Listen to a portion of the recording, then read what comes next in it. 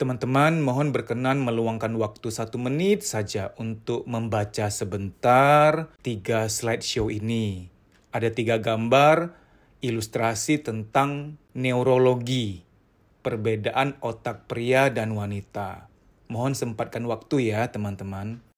Karena bila Anda sudah membaca, sudah mengetahui tentang perbedaan secara fisik, secara neurologis otak laki-laki dan perempuan, nanti ketika saya masuk ke materi, sudah gampang menjelaskan. Karena landasan teori ilmiahnya Anda sudah mendapatkan. Terima kasih.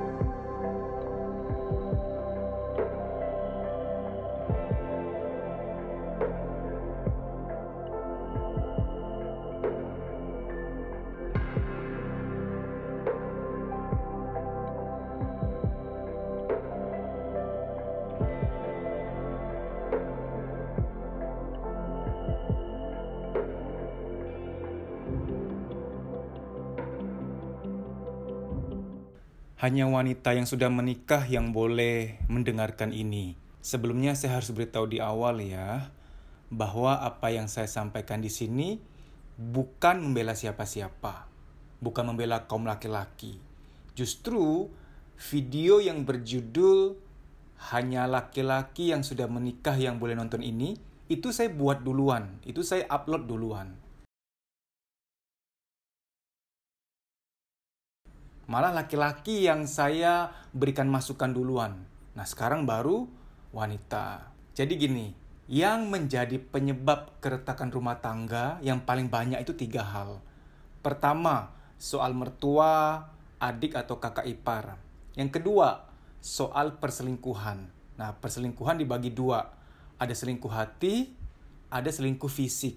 Lalu yang ketiga adalah perbedaan tipe kepribadian yang sangat mencolok. Sebenarnya nggak cocok. Di awal-awal mau nikah udah tau nggak cocok nih, tapi dipaksa-paksain. Hanya soal waktu, jadi bom waktu meledak. Yang kita mau bahas mendalam sekarang adalah penyebab keretakan rumah tangga yang poin nomor 2 terbanyak di antara 3 penyebab tersebut, yaitu soal selingkuh. Oke, to the point saja ya. Seks bukan yang terutama, betul. Karena yang terutama adalah kasih sayang, saling mengalah, saling melengkapi. Tapi seks itu penting. Nah, saya sering mendengar curhat dari mas-masnya, bapak-bapak, para suami yang seringkali mengatakan, istriku itu loh mas, udah nggak mau melayani aku lagi.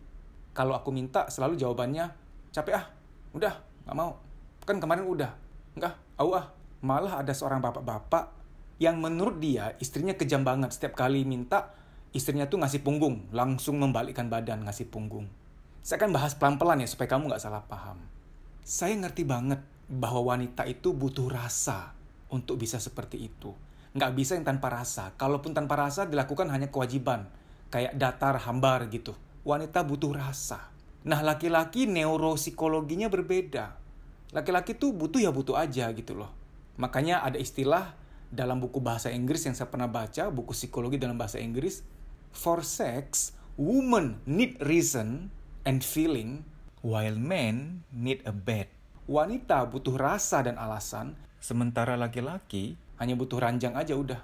Nah, sekarang saya ingin menyampaikan hal yang sangat penting. Wahai para istri, kalau kamu lagi nggak mood untuk melayani suami, kalau kamu lagi capek, mohon redaksi pernyataan jawaban kamu itu diganti dengan kosakata yang lain. Biasanya mungkin kamu berkata, nggak lagi capek, lagi nggak pengen. Ini udah terlalu malam, udah tengah malam, aku kurang tidur. Besok banyak kerjaan. Nggak mau tidur sekarang Kan kemarin udah. Apapun jawaban-jawaban yang sudah ada selama ini, mohon diganti dengan, maaf ya sayang, kita coba besok ya. Maaf ya sayang, semoga besok bisa ya. Jadi ada kata-kata begitu tuh. minta maaf, lalu utarakan rencana. Karena dalam hal tertentu, sebagai penerima jawaban, sebagai penanti, sebagai pengharap, kita itu memang butuh bayangan, perkiraan, kapan kita akan mendapatkan. Nggak cuma soal ini ya, soal apapun juga, soal pekerjaan, soal pertemanan. Ada hal-hal yang memang kita tuh butuh tahu kapan rencananya, supaya kita bisa tenang. Karena secara psikologis, laki-laki itu ketika istrinya menjawab, nggak mau capek nih, udah ngantuk, titik, tidak ada koma, nggak ada lanjutan. Laki-laki itu jadi stres, dia ngebayangin, ini nggak jelas nih. Besok mungkin aku nggak dapat, lusa nggak dapat, mungkin sampai minggu depan aku nggak dapat, seperti yang sudah-sudah. Dia stres gitu ngebayanginnya. Nah, stresnya ini, hati-hati. Ini bisa disetir oleh iblis yang akan menggoda dia dengan intimidasi. Tuh kan, istrimu udah nggak sayang sama kamu, dia mah nggak cinta sama kamu, dia udah berubah. Bahaya ini. Ini adalah celah untuk iblis menggoda untuk hal yang tidak-tidak. Saya ngerti, laki-laki harusnya kuat, harusnya mengayomi, harusnya jadi imam. Ngerti. Tapi wahai para wanita, tolong Anda juga mengerti bahwa laki-laki dengan segala kelebihan dan kekurangannya. Secara neurologi, laki-laki itu memang berbeda orientasinya soal seks dibanding wanita. Anda bisa ikut kajian-kajian yang lain. Pelajari ilmu neurologi soal orientasi seks pada laki-laki dan perempuan. Laki-laki itu beda. Di otaknya itu area yang berkenan dengan seks itu lebih lebar, lebih luas areanya dibanding pada wanita.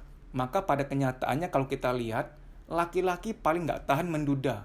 Paling menduda sekian bulan, sekian tahun udah yang dapat yang baru. Kalau wanita tahan banget jadi single mom. Tahan. Bisa sampai belasan tahun.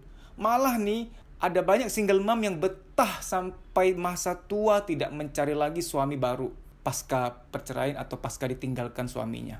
Nah, ini fakta bahwa memang bagi wanita, saya bicara kebanyakan wanita nggak terlalu nganggep seks itu hal yang gimana-gimana gitu loh. Ngerti nggak maksud saya? Nggak semua ya, saya tidak menggeneralisir. Bahwa wanita ada yang butuh banget, ada juga. Bahwa laki-laki ada yang nggak terlalu anggap itu penting, ada juga. Tapi saya bicara kebanyakan.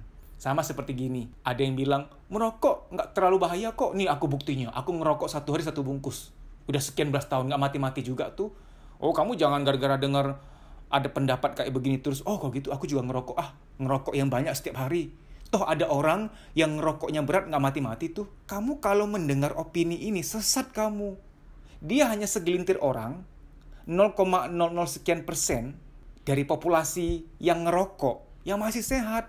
Masa kita mau ikutin yang 0,001 sekian persen dari populasi yang ngerokok? Tahu-tahu ketika kamu ikutin dia, malah kamu ikut yang mayoritas yang ngerokok tuh serba penyakit, serba ini, serba itu. Kita bicara kebanyakan. Kebanyakan orang merokok itu mengganggu kesehatan. Baik kesehatan dirinya sendiri maupun kesehatan keluarganya sebagai passive smoker. Perokok pasif. Yang asapnya dihirup oleh anak dan istrinya. Nah, kita bicara sekarang soal orientasi seks. Kita bicara kebanyakan juga. Kebanyakan perempuan tuh menganggap seks nggak terlalu gimana-gimana. Kalau ada rasa, hatinya tersentuh, ada bonding, ada ikatan, baru pengen. Kalau laki-laki, mau lagi good mood atau bad mood, ya butuh aja gitu, beda. Nah, jadi, wahai para istri, ketika kamu lagi capek, kami hormati, kami berusaha ngerti. Ketika kamu lagi bad mood, kami paham kok. Lagi pula suamimu juga nggak mau kamu kelihatan terpaksa. Cuman begini, caranya itu loh, menyampaikan. Maaf ya sayang, maaf ya suamiku, kebetulan lagi capek banget, lagi ngantuk banget. Boleh nggak besok aja kita coba ya? Semoga besok bisa ya. Kamu kalau ngomong gitu, enak gitu loh kedengarannya. Enak. Apalagi kalau kamu berkenan berkata, sayang, suamiku, aku juga pengen kok. Cuman mohon maaf lagi capek, lagi ngantuk banget. Besok ya, semoga besok bisa ya. Wih, mantep banget kalau begini. Akan langgeng rumah tanggamu. Sekali lagi, marriage is not only about sex. Pernikahan tidak hanya soal seks, bukan. Seks bukan yang terpenting, bukan. Itu nomor sekian. Tapi itu juga penting. Itu bumbu-bumbu dalam pernikahan. Penting banget. Seorang pakar psikologi dari Amerika mengatakan, suami istri itu boleh berantem kayak apapun, tapi urusan ranjang harus tetap jalankan. Itu pengikatnya soalnya. Begitu suami istri bermasalah, berantem terus, cekcok terus, ditambah pisah ranjang pula, itu nyelamatinnya udah susah. Kenapa? Udahlah nggak akur, udahlah jarang ngomong, kalaupun ngomong berantem terus, ditambah nggak ada keintiman juga, seksnya nggak jalan juga, itu udah susah nolongnya. Karena nggak ada kemelekatan sama sekali gitu. Video ini netral ya. Saya tidak membela siapa-siapa. Ini di atas nih ada linknya nih. Ada video yang sudah saya buat dan sudah saya upload yang judulnya hanya pria yang sudah menikah yang boleh nonton video ini. Oh, di video itu saya benar-benar memberi saran kepada laki-laki agar begini begitu, jangan egois dan lain sebagainya. Jadi adil gitu loh, ya. Bukan maunya laki-laki untuk punya hasrat tinggi. Itu memang secara neurologi, secara psikologis juga. Istri adalah untuk melengkapi. Tugas suami membimbing, mengayomi.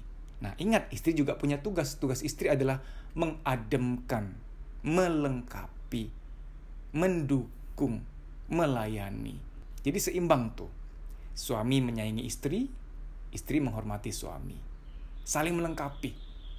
Maka menikah itu adalah ibadah. Kenapa? Di situ saling melengkapi, saling melayani, saling menyayangi, ada kasih sayang, ada saling mengalah gitu. Kuncinya adalah saling. Ketika kamu sudah menyatakan baik-baik, sayang maaf ya, pengen sih aku sebenarnya, cuman lagi capek, lagi ngantuk, besok kita coba, semoga besok bisa ya. Lalu dia ngalah tuh, dia ngalah, besok dia kembali minta, usahakan berikan, karena kan saling tuh. Jadi dalam menikah itu, saling itu harus sif-sifan, gantian. Jangan yang ngalah dia terus, jangan yang ngalah kamu terus. Demikian ya. Semoga rumah tanggamu langgeng dan bahagia. Amin. Bagi kamu yang udah melek psikologi, yang merasa bahwa terapi psikologi itu penting, follow Instagram saya @dedisusanto_pj_official. Di story itu ada jadwal training. Ikuti training itu biar kamu lega, biar kamu plong. Namun ketika kamu lihat jadwal training, ternyata kamu berada di kota yang nggak ada di jadwal, kamu bisa ikut program training pribadi dengan saya, nanti via telepon. Nah, cara daftarnya gimana? Kamu harus DM ke Instagram Kuliah Psikologi. Ini ada di layar, kamu tinggal DM ke sana, nanti akan diberitahu prosedurnya untuk training pribadi via telepon. Kamu di terapi sekarang, kamulah yang merasakan manfaatnya, lebih lega, kerja, kuliah juga lebih enak, badan lebih sehat, tidur lebih nyenyak, kreativitas muncul, produktif lagi.